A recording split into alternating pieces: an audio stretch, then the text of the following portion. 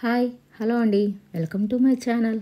నేను పుట్టగొడుగులకు కర్రీ చూపిస్తున్నానండి. వీటిని పుట్టగొడుగులు అంటారండి.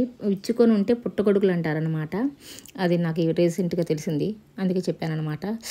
ఇది మాత్రం ఒక్కొక్క రబ్బర్ బ్యాండ్కి 8 కలిపి అమ్ముతున్నారండి. ఒక్కొక్క రబ్బర్ బ్యాండ్కి 8 ఉంటాయి.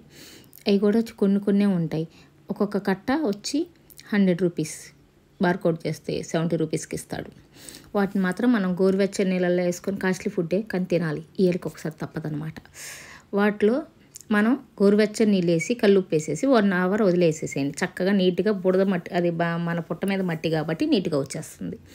తర్వాత నేను ఒక ఒక దబరా పెట్టుకొని దాంట్లో నూనె వేసి అది కాగిన తర్వాత ఉల్లిపాయలు రెండు మీడియం సైజు ఉల్లిపాయలు సన్నగా ముక్కలుగా కట్ చేసి పెట్టిన ఉల్లిపాయలు, 2 పచ్చిమిర్చి యాడ్ చేశాను. అవి వేగడానికి మాత్రం కొంచెం కల్లుప్పు. మనం మ్యాక్సిమం గ్రేవీ కర్రీస్లోకి కల్లుప్పే యూజ్ చేయండి, చాలా మంచిది, హెల్దీ కూడా. అందుకని నేను కొంచెం అవి వేగడానికి కల్లుప్పు వేసానండి. తర్వాత నా దగ్గర అల్లం వెల్లుల్లి పేస్ట్ ఆల్రెడీ రెడీగా ఉంది, దాన్ని వాడాను. మీకు అలా వాడటం ఇష్టం లేదు, మంచి ఫ్లేవర్గా ఉండాలి అనిపిస్తే మాత్రం నేను ఇప్పుడు ఒక దీంట్లోకి మసాలా పడతానండి, దాన్ని మీరు వాడుకోవచ్చు. దాంట్లో చిన్న అల్లం ముక్క, 4 వెల్లుల్లి రెబ్బలు వేసి మిక్సీ పట్టుకోవచ్చు, అది మీ చాయిస్. తర్వాత నేను చెప్పాను కదా, చక్కగా మల్లెపూల్లాగా వచ్చాయి పుట్టగొడుగులు. వీటిని కర్రీలో వేసేసేయండి, అల్లం పేస్టులు రావాల్సినంత పోయిన తర్వాత. కొంచెం ఇది మగ్గడానికి కొంచెం పసుపు 1 స్పూన్ వేయండి. దీంట్లో మనం వేస్ట్ పోయేది ఏమీ లేదండి. మనం కొత్తిమీర కట్ట తీసుకొచ్చుకొని చివర్లు ఎలా కట్ చేసుకొని మనం డివైడ్ చేసుకొని వాడుకుంటామో అంతే విధంగా వీటి చివర్లు కట్ చేయండి, చాలు. మొత్తం వాడేయచ్చు, మొత్తం కట్ చేసేసుకొని సన్నగా వాడవచ్చు. కర్రీ వేస్ట్ అవ్వదండి, ఎందుకంటే మనం ఆ మొదట్లో వాడామనుకో ఒక్కరికి కూడా సరిపోతుంది 1000 రూపాయల కూర, అందుకని. తర్వాత దాంట్లో కావాల్సిన మసాలా చెప్తున్నాను. పక్కన చిన్న బాండీ పెట్టుకొని దాల్చిన చెక్క, అనాస పువ్వు, ఒక యాలుక్కాయ, 4 లవంగాలు కూడా వేయండి. 1 స్పూన్ ధనియాలు వేసాను, 1 స్పూన్ జీలకర్ర. వీటిని దోరగా వేయించుకోండి. లవంగాలు కూడా వేసానండి, వీడియో స్కిప్ అయింది, లాస్ట్లో మీకు కనపడతాయి మిక్సీ పట్టేటప్పుడు. తర్వాత మనం వీటిని కొంచెం వీటిలో మరీ బ్రౌన్గా వేయించకండి, కలర్ చేంజ్ అవుతాయి లైట్గా. తర్వాత కూర కొంచెం కలదిప్పుకోండి. చూడండి నీళ్ళు ఊరాయి వాటిలోనే.